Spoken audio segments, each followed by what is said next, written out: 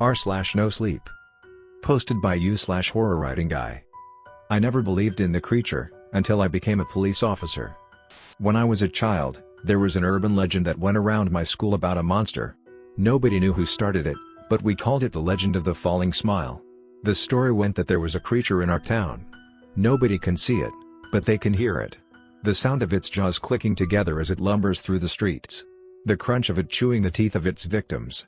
It's a terrifying creature. And it's always hungry. No matter how much it gets, it will never be full. Always watching. Always waiting. They say the first victim of the monster was the daughter of the town founder himself, Beatrice Holloway. Beatrice was a perfectly normal girl until around the age of 7. She began to complain of a clicking noise outside her window at night. Her family brushed it off as childhood paranoia, but she continued to suffer. Beatrice continued to complain of the noise for months, but she was always ignored. One afternoon she went into the forest to explore when the clicking began again, louder than ever. A feeling of unease washed over her. She feel her heartbeat in her chest, like a bomb ready to explode. She turned back, desperate to get somewhere safe, when a sharp pain burst through her mouth. One by one, her teeth began to loosen and drop out. Beatrice started to scream as blood ran down her chin. The little girl fell to the floor, only to see a puddle of blood and teeth that had left her body just seconds ago. She felt herself losing control, and tried to tell herself it was only a nightmare. But she knew it wasn't true. The teeth kept falling until all that was left was a bloody mess inside her mouth. She held her knees and sobbed in agony, until she no longer felt the pain. The small girl lay dead in the forest, a mound of teeth beside her for the creature to enjoy. Her mouth was locked in a permanent scream. But there was no one there to hear it. So, if you ever find yourself alone, and you hear the telltale clicking, run. That was the legend of the falling smile. It passed through playground to classroom, from the eldest to the youngest. No matter who you were, you knew of the creature. Of course the teachers and parents tried to put a stop to it, but by the time they caught on to what was being shared, everyone already knew the stories. In the end it became something a wives' tale, that parents told children to make them behave. I heard the story first from some of the older kids at my school. It never bothered me as much as it did some of the others. Sure, when I heard a noise outside at night my mind occasionally jumped to the creature, but I never really believed in it. I had no reason to. That was until I grew up and joined the local police force. I hadn't planned on joining the force, I kinda just fell into it after graduation. I've never really been academically gifted in any way, and I lacked motivation all throughout high school. I was too poor to afford tuition to any kind of higher education, and even if I could, the chances of me being accepted were low. So, when my uncle told me he could get me a position, I reluctantly agreed, knowing it was probably my best option, and my parents were desperate to have me out of the house. My first few months after basic training were pretty boring. My fellow officers were tolerable, and the pay was steady enough for me to get my own apartment and live independently. But God, did it get boring. There was almost nothing for me to do aside from the occasional bike theft. Don't get me wrong, it's not like I wanted more crime, but I still felt the tedium of walking my beat every day knowing it would amount to nothing. Now, I wish I could go back to that. The first body showed up around a month ago. A family found it while they were having a day at the lake. Apparently it was their kids who saw it first. Or felt it, I should say. One of them stepped on its hand and got a nasty shock. The parents pulled it out and called it in. And, as luck would have it, I was placed on the recovery team. I've never had a strong stomach. When I saw the body, I couldn't help but gag. God knows how long it had been in that lake. It was bloated, and covered in black blood. The smell was atrocious, so bad that the other officers looked like they were going to throw up. Parts of its skin had rotted away, exposing the muscle underneath. But the worst part was the face. It was locked in a silent scream, the eyes full of terror and the mouth wide open. Inside the mouth lay empty gums, rotting and festering. Instantly my mind went to the legend of the falling smile. At first I told myself there was no way it could be true. Bodies had teeth missing all the time. There could be any number of reasons behind it that didn't involve creatures, or legends, or that damned clicking noise. But my denial was cut short when another body was found. Early one morning citizens awoke to find a woman lying dead in the middle of the road. She had the same twisted scream as the previous body, and her mouth still leaked blood from her mutilated gums. The third was discovered in a back alley, in an advanced state of decay. The fourth in a family backyard. People started to disappear, and later be found dead. The cause of death for all was listed as blood loss. I don't think I need to tell you the other connection they shared. As of today, 27 bodies have been found toothless, scattered across the town at random. I hope to God they didn't suffer the fate of the creature. I hope to God there isn't a creature, that this is all some weird coincidence. Fuck, I would even take a deranged serial killer over the alternative. Anything but the fucking monster. It came around 3 a.m. I was getting ready for bed when it started. The faint clicking noise outside in the yard. It didn't sound human, yet somehow I couldn't quite place my finger on it. I froze, listening for it. It came again and again, louder and faster each time. It kept getting closer and closer, until finally, I could hear it right outside my bedroom window. Click, click, click. My heart went cold. I guess it's gonna be my turn soon. Next story of this video. Posted by you/horrorwritingguy. I met the owner of an abandoned 7-Eleven. Traveling has always been my passion. My parents tell me that when I was small I used to run off to the woods and explore for hours, only coming back when they came looking for me. It was manageable at first, but as I grew older and more confident my wandering habits started to become a real problem. My parents would often struggle to find me as I explored our local area with wonder. Then eventually their relief would come with the call of a worried neighbor, who had seen their solitary 7-year-old walking by himself in the dead of night. I grew up as an only child of a relatively poor family, so vacations were a rarity and we almost certainly never left the country. However, every year we would make the trip from Manchester to Birmingham to see my grandmother.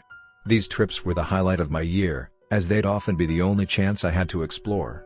I could barely contain my excitement during the lengthy car ride, my eyes glued to the window as the world flashed by my eager eyes. I'm sure others would call me crazy for taking such joy from something as boring as that, but I just think they don't understand.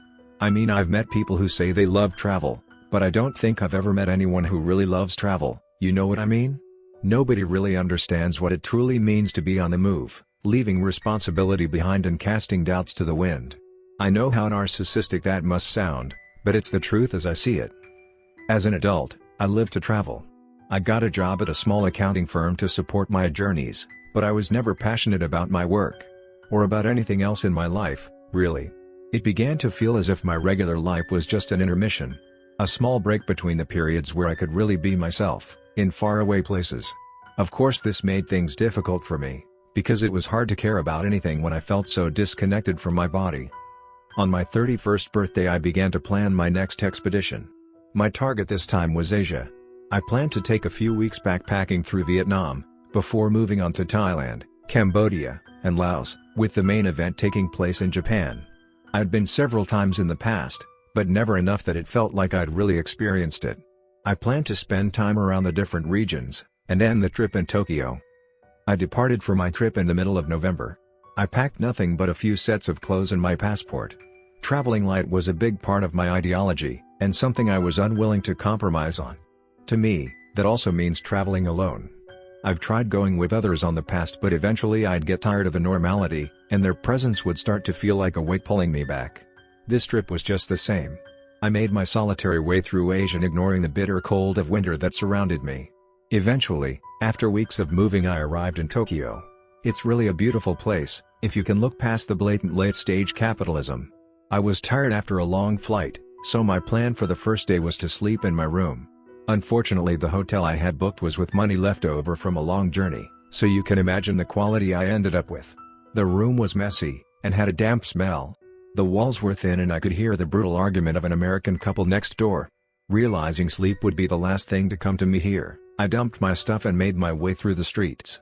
Probably not the best idea if you consider the dingy area I was in, but traveling was my nature and I never cared about where I was, as long as I could move. The streets outside were practically desolate. A few bright signs lit my way as I navigated through the maze of identical concrete buildings. Eventually I found a familiar sight. A 7-Eleven, standing tall in front of me. Well, maybe tall is the wrong word to describe it. Sandwiched in between the looming gray giants that surrounded it, the 7-Eleven was tiny. As I started to move away, my stomach growled and I was suddenly keenly aware of how hungry I was. It wasn't exactly the cuisine I had planned to experience in Tokyo, but I couldn't remember the last meal I'd had that wasn't airplane junk, and I didn't really have a lot of cash to throw around. In the end I decided it was the best option, and entered the store.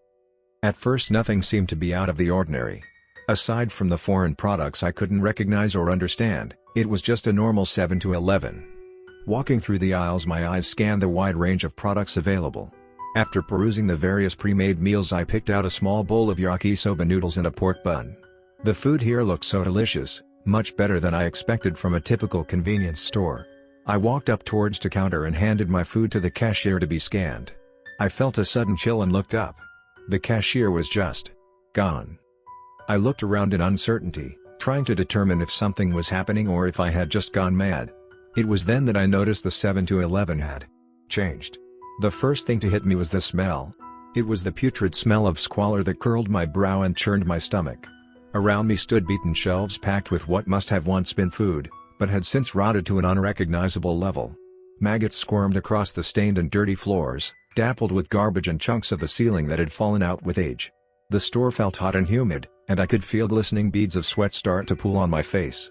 Above it all were battered and cracked LED lights that painted the room with sickly green light.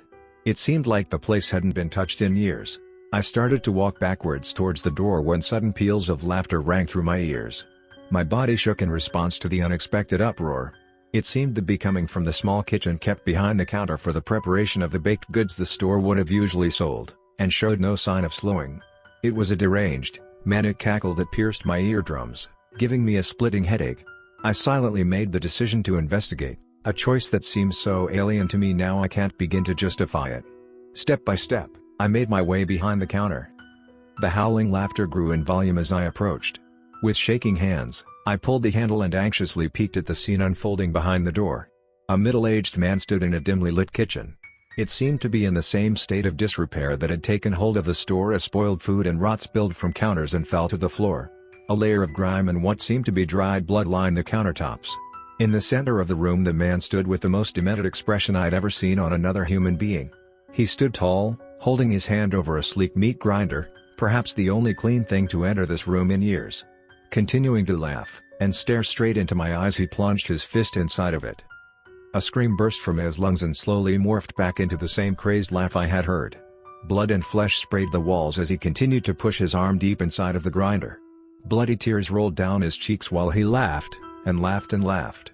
The meat that came out the other end of that grinder is something I never want to think about again, and I will spare you the description. My body lurched and I couldn't help but fall to the greasy floor and empty the contents of my stomach. My head spun as I ran from the room and out of the store. I could still hear the pain laughter deep inside my ears, blocking out all else around me. I returned to my hotel, and I'm not ashamed to say that I cried. For hours I sat motionless beside my door trying desperately to process the events that had just taken place. I canceled the remainder of my trip and went home the day after.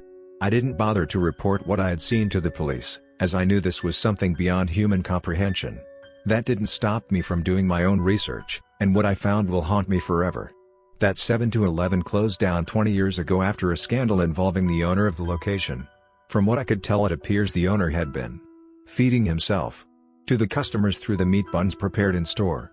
It took staff a while to notice, but when they did, the store was closed on the spot, and left untouched for 20 years.